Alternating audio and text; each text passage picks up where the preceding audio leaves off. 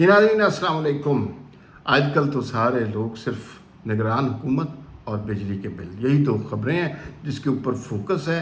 और कुछ बातें ऐसी मंजर आम पर आ रही हैं जिससे पता चलता है कि ये दोनों मामला मरबूत हैं। ये जो बिजली के बिलों का कोहराम मचाया जा रहा है ये ऐसे नहीं है, इसके पीछे कुछ कुव्वतें हैं और जानबूझकर ये कोहराम मचाया जा रहा है। ये मसला यकीनन बहुत बड़ा है, ये नहीं कह सकते कि मसला इतना बड़ा नहीं है। जैसे कि कुछ वज़रा ने कहा मसला बड़ा है लेकिन इस मसले को दबाया जा सकता है।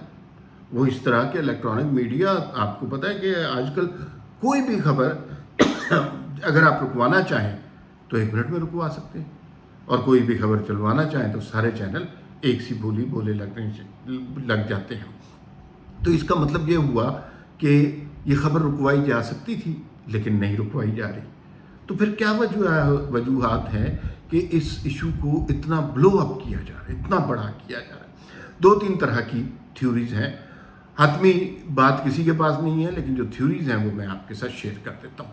पहली थ्योरी ये है कि इदारे के अंदर कोई इख्तलाफात मौजूद हैं। एक पार्टी अभी भी इमरान खान के हाइब्रिड निज़ाम पर कायम है और एक पार्टी मौजूदा क़यादत के साथ है।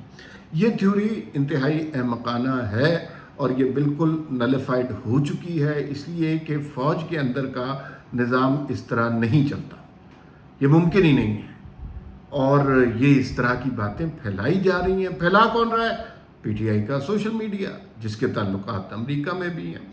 अभी वो देख लीजिए कि वो अपने मुकदमे के लिए कौन से वकील लेने चाह रहे थे, उस पर ज़्यादा बात नहीं करनी चाहिए क्योंकि मज़हब कार्ड बड़ी ख़तरनाक चीज़ है और उसको कोई किसी भी रंग में कभी भी इस्तेमाल कर सकता है, तो उस बात से अवॉइड करना चाहिए। लेकिन बहरहाल बैकआउट पीटीआई को करना पड़ा। अब जो सूरत हाल ये हो गई है बिजली के बिलों के हवाले से, इसमें भी सूरत हाल ये है कि निगरान हुकूमत पर अननेसेसरी प्रेशर डाला जा रहा है और निगरान हुकूमत को कुछ फैसलों पर मजबूर किया जा रहा है। और ये फैसले जो पीटीआई वाले उड़ा रहे हैं कि इदारे के अंदर इख्तलाफात की वजह से ये एहतजाज इतना बड़ा हो रहा है, तो ये बिल्कुल गलत खबर है। अब ज़रा दुरुस्त खबर की तरफ आ जाइए कि क्या मामला चल रहे हैं। ये जो बिजली का बहरान है ना, सिर्फ यही बहरान नहीं है, आने वाले दिनों में आपको और भी बहरान नज़र आने वाले हैं। डॉलर की प्राइस का, स्मगलिंग का, और साथ साथ इसमें बहरान आपको नज़र आएगा कि पब्लिक इदारों का कि जो बहुत सा पैसा बजट का खा जाते हैं और रेवेन्यू कोई प्रोड्यूस नहीं कर रहे, जिसमें रेलवे भी शामिल है, जिसमें पीआईए भी शामिल है, और उनको बेच देना बहुत मुनाफे की चीज़ है। लेकिन जब भी कोई पॉलिटिकल गवर्नमेंट उनको बेचने की कोशिश करती है, एक क़यामत मचती है और वो क़यामत जो है फिर अल्टीमेटली उस हुकूमत को बैकआउट करने पर मजबूर करती है।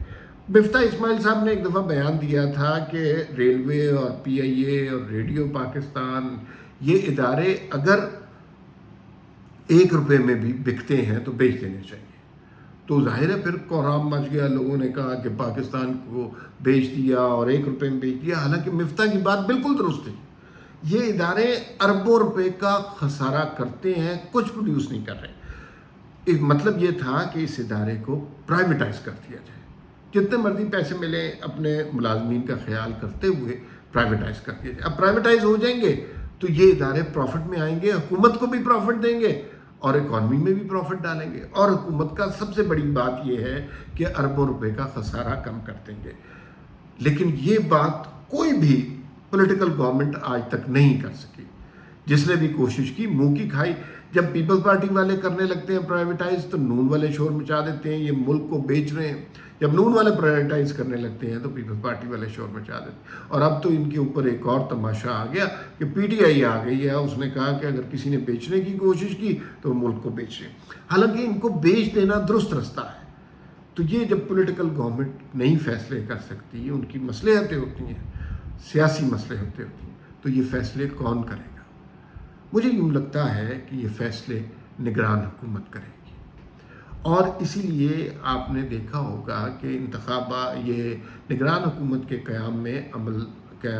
क़याम में आने से पहले एक शोर व गौगा उठा था کہ نگران حکومت کے اختیارات میں بہت اضافہ کر دیا، قیامت آ گئی اور اب جو ہے جمہوریت جو ہے تار تار ہو گئی۔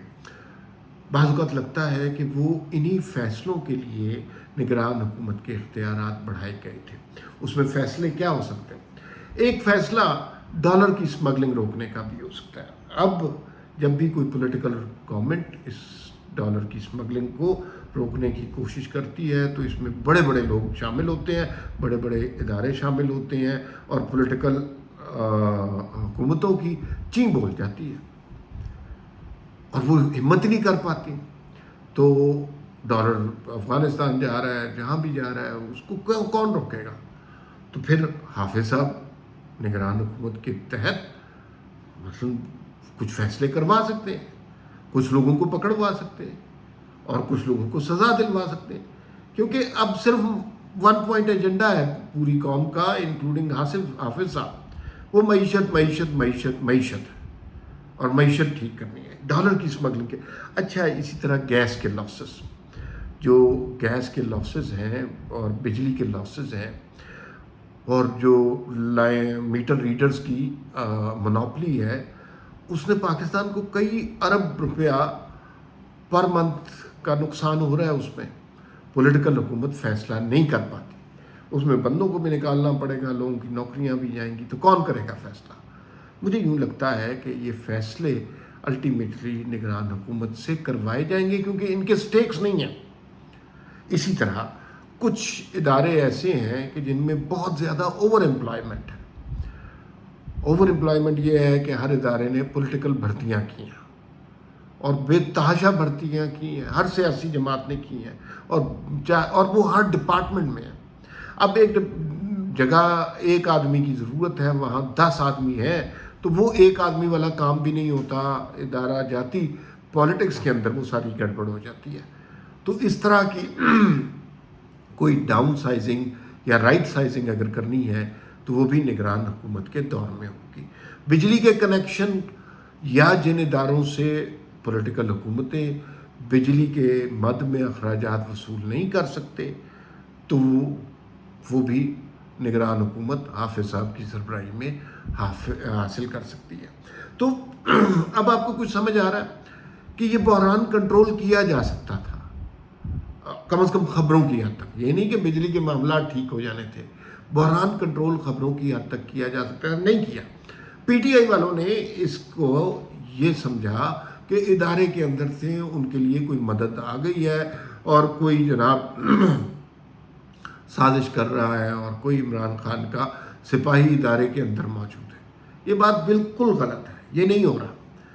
ہو یہ رہا ہے کہ بعض مسائل کو سامنے لایا جا رہا ہے، بعض مسائل کو اجاگر کیا جا رہا ہے۔ وہ جن مسائل سے سیاسی حکومتیں ڈرتی ہیں ان مسائل کو سر عام کیا جا رہا ہے، اور اس دفعہ ان مسائل کو ڈنگ ٹپاؤ کام نہیں ہوگا، ان مسائل کو کارپٹ کے نیچے نہیں دھکیل دیا جائے گا، ان مسائل کے اوپر فیصلے ہوں گے اور فیصلے نگران حکومت کرے گی، کیونکہ جو منتخب حکومت تھی شہباز شریف کی اور اس کی اپوزیشن جو راجہ ریاض صاحب پر مشتمل تھی، انہوں نے اس حکومت کو مینڈیٹ دیا ہے کہ آپ کچھ اضافی فیصلے کر سکتے ہیں۔ یہ حکومت کس کے انتخاب سے آئی ہے یہ ہم سب جانتے ہیں۔ یہ جو سارے کابینہ میں لوگ ہیں یہ کس کے لوگ ہیں، وزیر اعظم کس کے لوگ ہیں، یہ ہمیں پتہ ہے۔ لیکن اس سے غرض نہیں ہے، بات یہ ہے کہ اگر یہ کچھ مشکل فیصلے کر جائیں جو کہ اکانومی کے لیے بہتر ہے، کچھ مشکل مراحل سے معیشت کو گزار دیں، تو اس سے بہتر کیا بات ہو سکتی ہے؟ اس کے اوپر اگر یہ مطلب بے تحاشا فیصلے ہیں، ڈیم بنانے کا فیصلہ آپ دیکھ لیجئے، ڈیم نہیں بنایا، 1960 سے نہیں بنایا۔ دنیا کی طاقتیں ہمیں فنڈنگ دینے کو تیار ہیں، ایک زمانے میں فرانس نے کالا باغ ڈیم کے لیے سارے پیسے دے دیے، لیکن ہم سیاسی مصلحتوں کا شکار ہو گئے۔ وہاں نہیں بن رہا، کہیں اور بنا دیں، ڈیم تو بنائے نا، کیا کالا باغ ڈیم بھائی جگہ ہے؟ تو پولیٹیکل مصلحتوں سے جو فیصلے رکے ہوئے ہیں، چاہے وہ ڈالر کی اسمگلنگ کے ہیں، اشیاء خوردنی کے اسمگلنگ کے ہیں،